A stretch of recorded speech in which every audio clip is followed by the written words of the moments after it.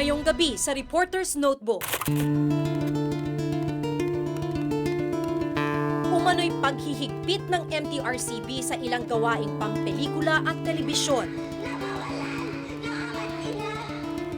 Pagtupad nga ba sa kanilang tungkulin o paglabag sa karapatan ng malayang pagpapahayag?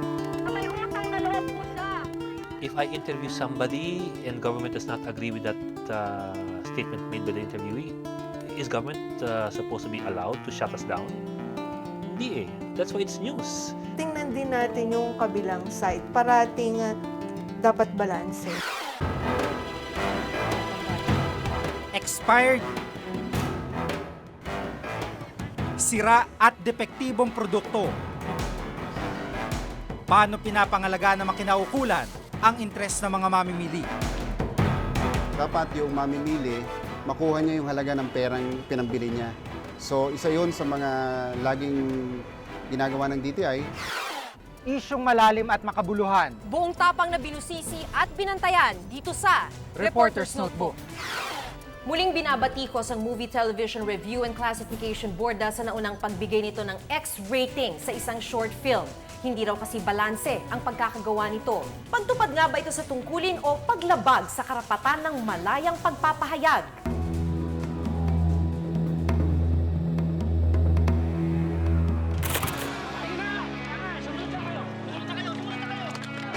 Bukas mapagising ko, tahimik na. Walang gulo, walang gulo. Kung kailan ang linaw ko, ang labo mo naman, mundo. Music video na kumikwestiyon sa pulisiya ng gobyerno pabor sa gyera. Alam ko, may pamilya din kayo. Paano kung kayo ang patayin? Masakit din na matanggap na mawalan ng ama't ina. Pelikulang nagdodokumentaryo sa mga insidente ng paglabag sa karapatang pantao.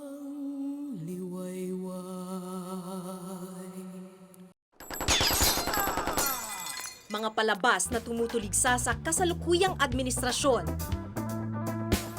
Bahagi lang ng tinatawag na freedom of speech at expression. Ganap nga ba ang kalayaan ng mga manlilikha ng pelikula sa panahon ng demokrasya? I am sorry.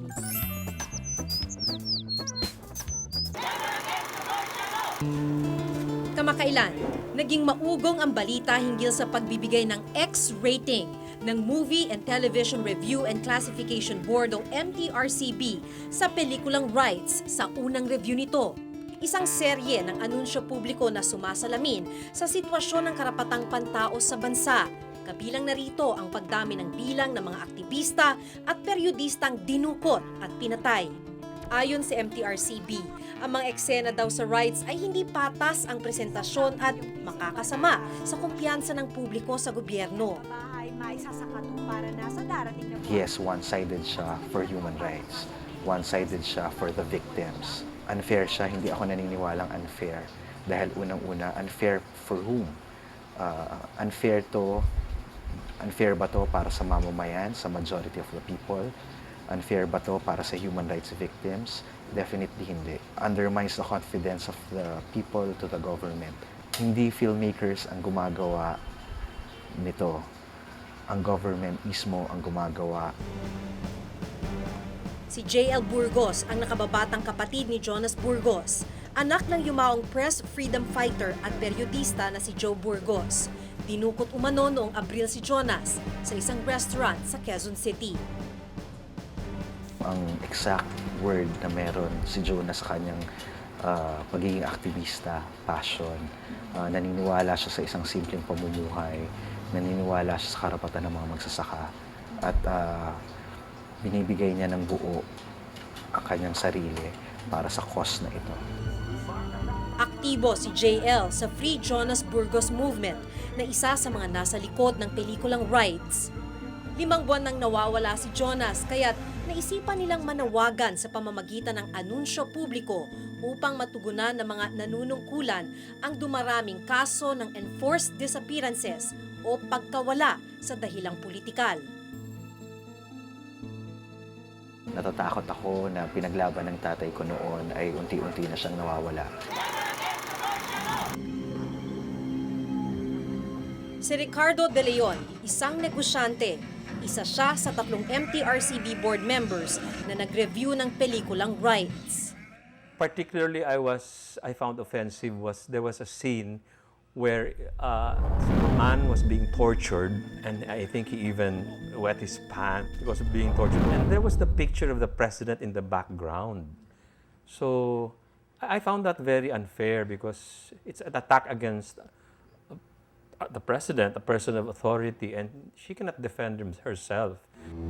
Ayon kay De Leon, ang pangunahing basihan ng kanilang desisyon sa pag-censor ng Rights ay ang Presidential Decree 1986 na nagsasaad na maaaring bigyan ng X rating at ipagbawal sa publiko ang mga pelikula na nakababawa sa kumpiyansa ng taong bayan sa gobyerno o sa mga nanunungkulan.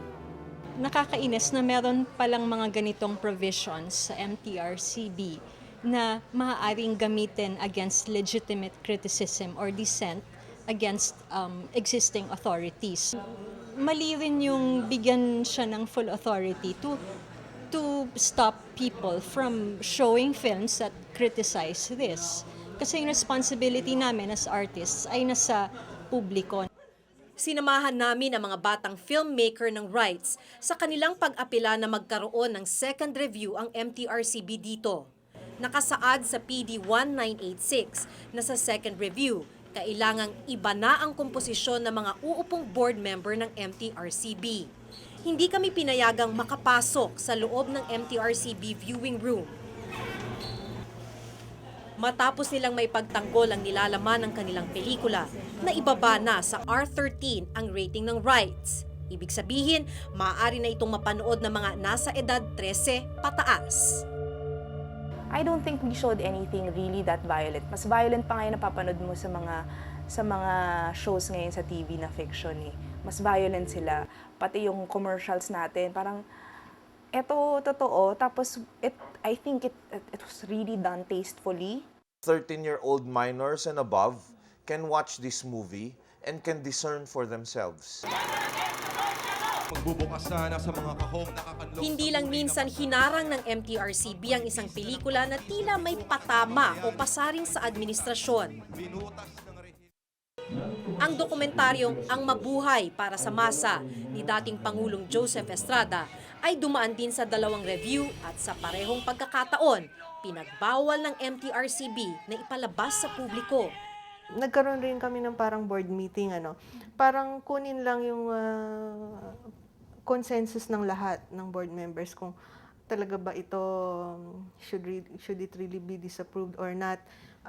So ang nanalo doon talagang disapprove. Sa aking palagay, ito ay ginagawa ng MTRCB bilang pabor sa Pangulo sapagkat ang MTRCB, alam natin, ay nasa ilalim ng opisina ng Pangulo ng Republika ng Pilipinas. Ayon sa Section 2 ng PD 1986, ang tanging qualification lamang ng MTRCB board members ay ang pagiging natural-born citizen ng Pilipinas, hindi bababa sa 21 anyos ang edad at may good moral character. Nakasaad din sa batas na ang mga miyembro ng MTRCB board ay dapat appointed ng Presidente ng Pilipinas. Kaya nga ang review at klasifikasyon ay sa balangkas ng pagprotekta dun sa kung sino mang nakaupo. Kaya nga mapapansin natin na ang mga hindi ipinapalabas noon ay kayang maipalabas kapag ka nagpalit ng administrasyon. Tulad na lang ng pelikulang Sakada ni Ben Cervantes tungkol sa pakikibaka ng mga manggagawa sa mga asyenda ng tubuhan. Ipinagbawal noong Administrasyong Marcos, ngunit malaya nang naipalalabas ngayon. I think that the MTRCB is treading too softly. It's being too careful, too manang, too afraid of the young people. The young people are bound to say new things, and we should listen to them because that's why we call them the hope of the fatherland. Hindi lang sa pelikula kundi sa telebisyon naging mainit ang pagbabantay ng MTRCB sa mga palabas na may temang politikal. Ang pilot episode ng dating public affairs show na Frontlines sa ABC5, nagdokumentaryo sa buhay ng mga miyembro ng New People's Army. Muntik na ring harangin ng MTRCB. They were objecting to the episode from the political point of view. If I interview somebody and government does not agree with that statement made by the interviewee, is government supposed to be allowed to shut us down? Hindi eh. That's why it's news. We're supposed to tell people what other people said, especially if it has to do with the public interest. Matapos ang mariing pagtatanggol sa kanilang dokumentaryo, pinayagan din ng MTRCB na maipalabas ito. I think they've gone way beyond their mandate because that mandate that the MTRCB always cites is a mandate that dates back to the martial law era, when Marcos had the legal authority to just say you cannot go on air. 20 years later, ganun pa rin pala. So I guess obviously something has to be done about that law. Ayon naman sa MTRCB, layunin lang nilang siguraduhin na balanse ang mga ipinalalabas. Maaring ito minsan exaggeration din. So dapat tingnan din natin yung kabilang side. Parating dapat balanse. Para bigyan mo ng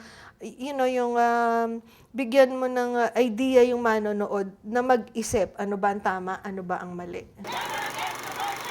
Na may utang na loob po siya sa ilang Ngunit hindi lang ang mga palabas na politikal, kundi pati ang mga manilikha nito ang nanganganib sa censorship.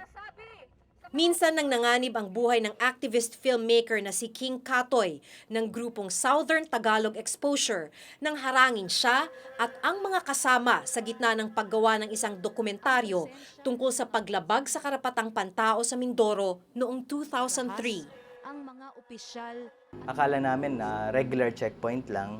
Ngamba kami kagad kasi kulang-kulang yung uniforme ng mga humarang sa amin. Ibig sabihin, yung uniforme ng sundalo kulang-kulang. At merong ilan sa kanila na nakatakip ang muka. Tinali daw ang mga kamay ni King at kinumpiska ang kanyang kamera. Paulit-ulit yung pagsasabi na huwag kayong kikilos ng masama dahil pagpapapatayin namin kayo. Yung mga wika na komunista ka, papatayin kita. Pinakawalan din si King pero ang dalawa niyang kasamahan, malamig na bangkay na natagpuan.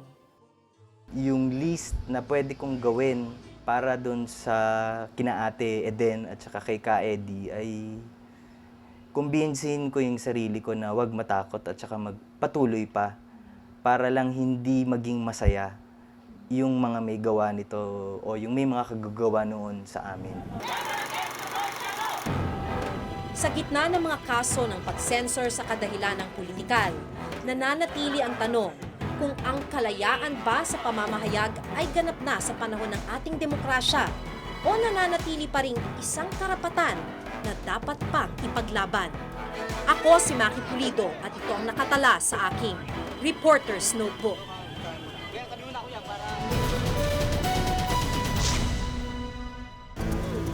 Tinanong namin ng tindero kung bakit walang label ang mga delata. Wala po label. Kaya lang po problema yung pindot para label. Pero okay pa. Magkano mong pinagbibigyan? 20 po. So go figure. It goes around. Mga kababayan ko, laban natin to, sama-sama po tayo. Bago simula ng makasaysayang bakbakan, Alam kong matagal nyo nang hinintay ang laban na ito. kasama niyo tayong maghahanda sa laban. Ito na siguro ang pinakamabigat kong laban. Subaybayan araw-araw ang mga live updates at mga pinakabagong kuha ng ating pambansang kamao. Kasama si Arnold Clavio. Will to Win Update. Magsisimula na ngayong alas 6 ng gabi sa GMA. Depektibo at di gumagana ang produkto at mga bilihing abot langit ang presyo. Ito ang karaniwang reklamo ng mga mamimili. Sapat ba ang ginagawang pagbabantay ng mga otoridad para siguruhing napapangalagaan ang kapakanan ng mga mamimili?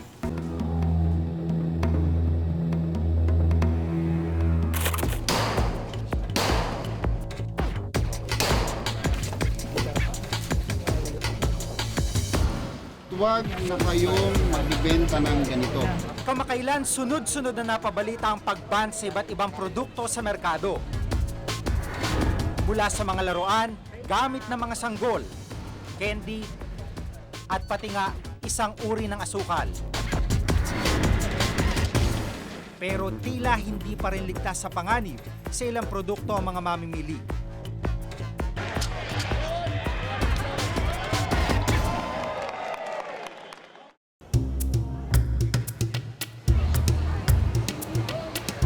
Maaga pa lang dagsa na mga tao sa Quiapo.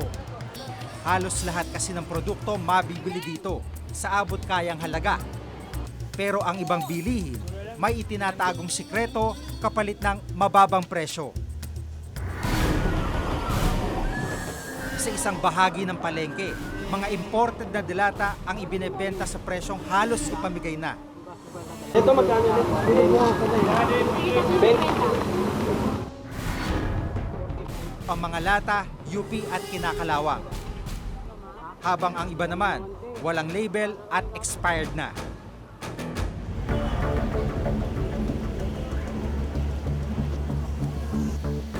Kahapon binalikan namin ng mga pwesto sa Quiapo, dala ang malaking kamera.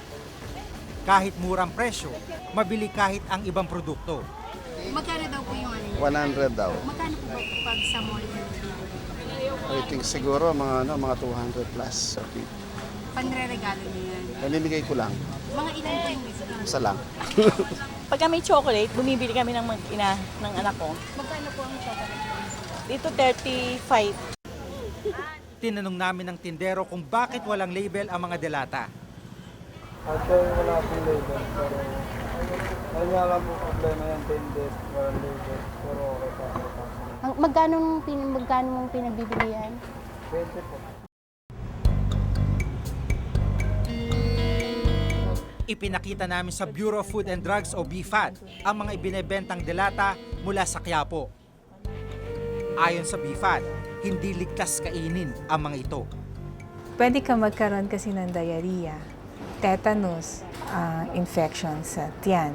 Pwede may pumasok na salmonella. Mga kung ano-anong infectious diseases ang pwede mong makuha. Dagdag pa ng BFAD, mahalagang may wastong label ang mga canned good. Kapag walang label, parang hindi ka safe. You're not sure na makakabuti sa'yo yung kakainin mo. And also, yung labels din kasi makakatulong siya para kung sakali may mangyari sa iyo o dun sa kumain, meron siyang means or ways paano niya hahabulin dapat managot dun sa nangyari sa kanya. Ito yung sa mga pag-na-plancha. Mula planchang pambuhok, hair curler at hair dryer, nakabili na siya ng sirain. Sobrang init na yan. Talagang super yung ang baho na something akala na susunod yung hair niya. So go figure. Here comes around. Mga kababayan ko, laban natin to, sama-sama po tayo. Bago simula ng makasaysayang bakbakan, Alam kong matagal nyo nang hinintay ang laban na ito. kasama niyo tayong maghahanda sa laban. Ito na siguro ang pinakamabigat kong laban. Subaybayan araw-araw ang mga live updates at mga pinakabagong kuha ng ating pambansang kamao. Kasama si Arnold Clavio. Will to Win Update. Magsisimula na ngayong Lunes, alas 6 ng gabi sa GMA.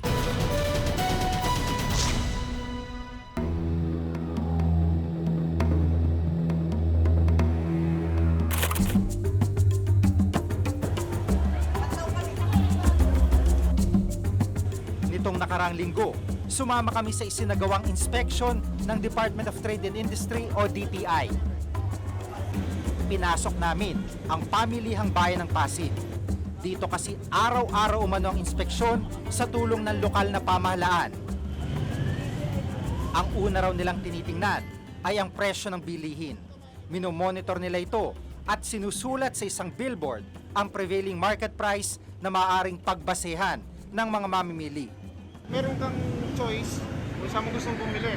So ano lang yan, okay lang yung range na yan. Okay. Pag lumagpas bilang 15 pesos, Yun, ano na yun. Pwede mo nang kasuhan ng profiteering yun. sa loob ng palengke, tinitingnan nila kung may price tag ang bawat produkto. Lahat ng commodities dapat may price tag para maiwasan na yung tawaran. So dapat dito sa wet market at saka sa mga dry goods, saka sa mga may price tag talaga. Iniisa-isa kung maayos sa mga timbangan ng bayan. Sinusukat din kung tama ang calibration ng timbangan sa mga tindahan. At inuusisa kung may mga ginagamit na maaaring makapanloko sa mamimili tulad ng mga reflector sa ilaw. Bawal yung paglalagay ng reflector eh. Yung halimbawa, nilalagyan ng berde para mukhang sariwa yung isda, sa karne naman nilalagyan ng pula para mukhang sariwa yung karne. Bawal din yun. Pinakaseryo niya. Isa sa mga mandate ng DTI is to protect the consumer. Ibig sabihin nito, dapat yung mamimili, makuha niya yung halaga ng perang pinambili niya. So isa yun sa mga laging ginagawa ng DTI, make sure that the price and the quality of good is affordable. Matapos ang ilang oras ding pag-iikot, natapos ang inspection nang walang nahuhuli. Disiplinado na raw kasi ang mga palengke ngayon sa Kalakhang, Maynila. Pero nang balikan namin ang mismong mga tindahang pinuntahan namin ng umaga, wala ng price tag ang mga tinda ng ilan. Tila pakitang tao lang ang kaayusan noong umagang iyon.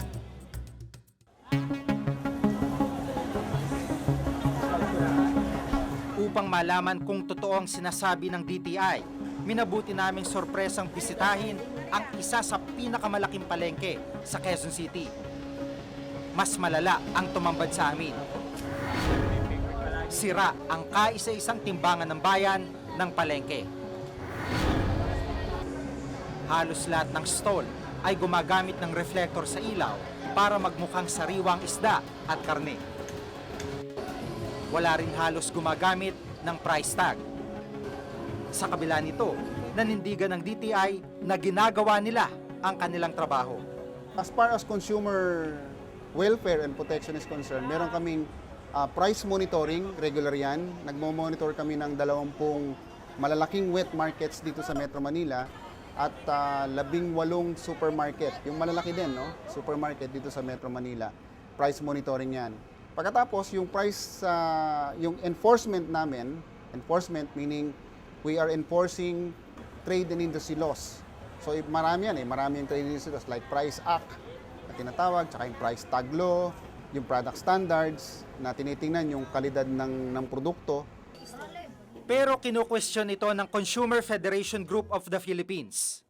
Kasi ang daming complain Trabaho nila yan Then once mayroon tayong Price Act So silang dapat implementing mamonitor it. talaga. Yes. And they say they're doing it except that yung lalo na sa probinsya, ang hirap kasi daw hindi nila kaya lahat-lahat. Isa lang kasi ang kanilang yung pinaka-regional head nila, yun, hindi nila kaya lahat ng mga complaints. Sa likod ng pagtatalong ito, mga mamimili ang talo. Bukod sa pagkain, nabibiktima maging sa iba pang produkto.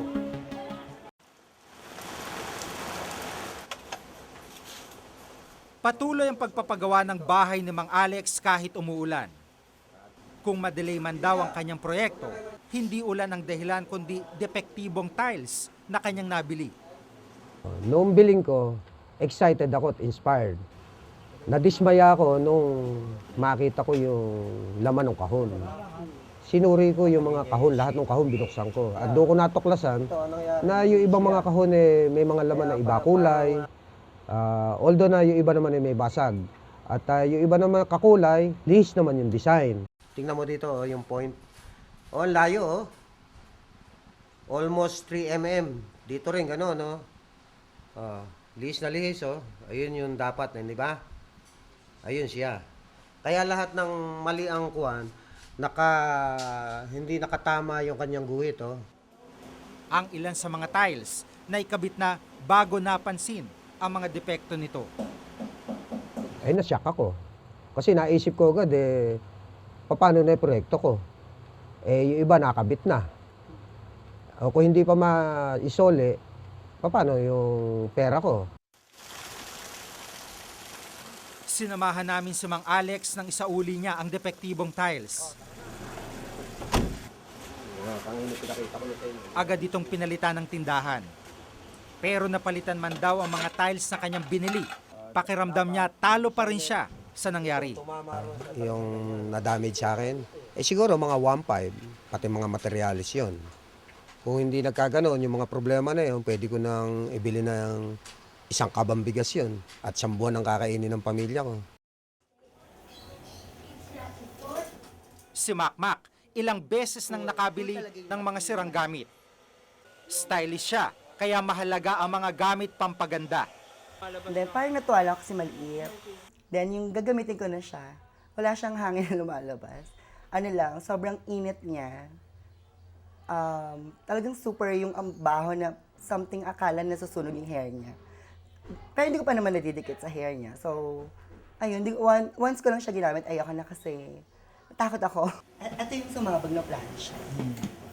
Mula planchang pambuhok, hair curler at hair dryer, nakabili na siya ng sirain.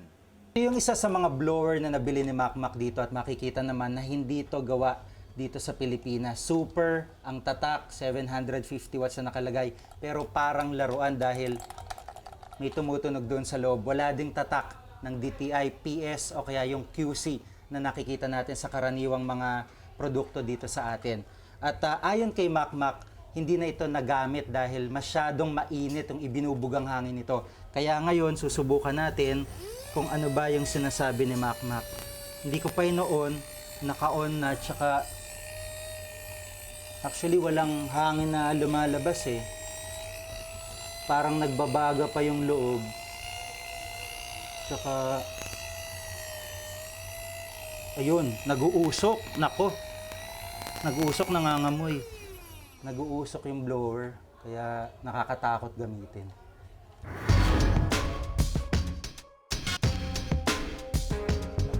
Sa ilalim ng Consumer Act of the Philippines, pananagutan ng pamahalaan na bantayan ang pagkomporme ng mga produkto sa merkado sa Consumer Product Quality at Product Standard o kalidad at kaligtasan ng mga produkto.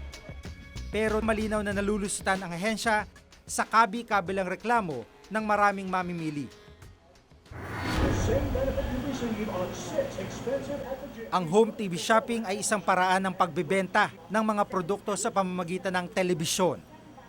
Maging sa paraang ito, nabiktima rin ang ibang mamimili.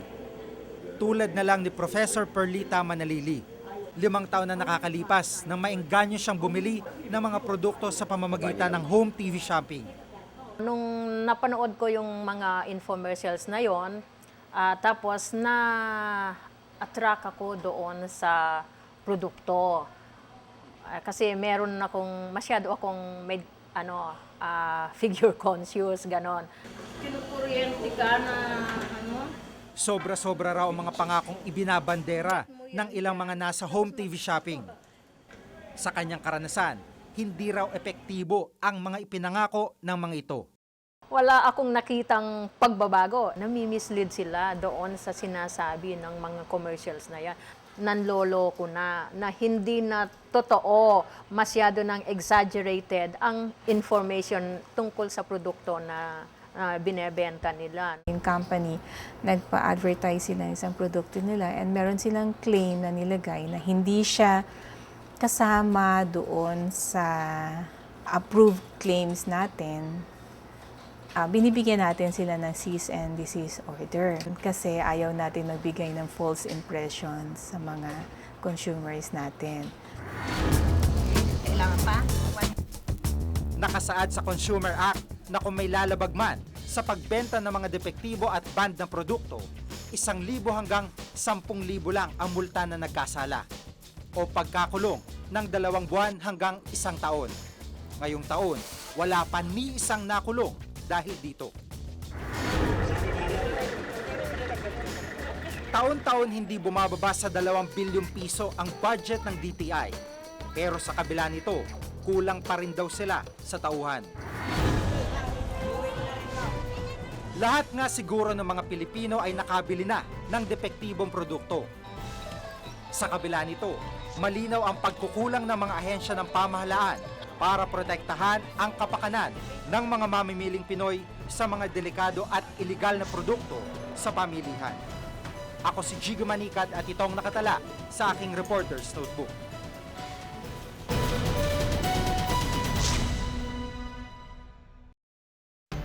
Kayo po'y nakatutok sa istasyong tunay na pinagkakatiwalaan sa pagbabalita sa makasaysayang mga oras. Kayo po'y nakatutok sa himpilang una sa paghatid ng pinakamahahalagang ulat.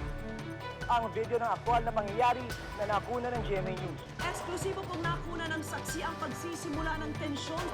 Ang himpilang may sinumpaang tungkulin na maging sandigan ng katotohanan. I thought we had a good time. Hindi naman kami para lang makapaglabas eh. Responsible reporting. Kayo po'y nakatutok sa GMA News and Public Affairs, ang noon at ngayon most awarded news organization sa bansa. Maraming salamat po sa inyong patuloy na pagtutok. Dahil sa inyo, patuloy kaming nangunguna sa tahanang Pilipino. Pangangalagaan po namin ang inyong tiwala pagkat karangalan naming maghatid sa inyo ng serbisyong totoo. Kung may nais kayong pasiyasat na issue balita, maaari kayong tumawag sa aming numerong 982-7777, local 1424. Maaari rin po kayong mag-email sa reportersnotebook@gmanetwork.com. Para sa malalimang pagtingin sa mga issue at balita, samahan niyo kami muli hanggang sa susunod na Martes. Ako si Maki Pulido. Ako si Jigo Manikat at ito ang Reporter's Notebook.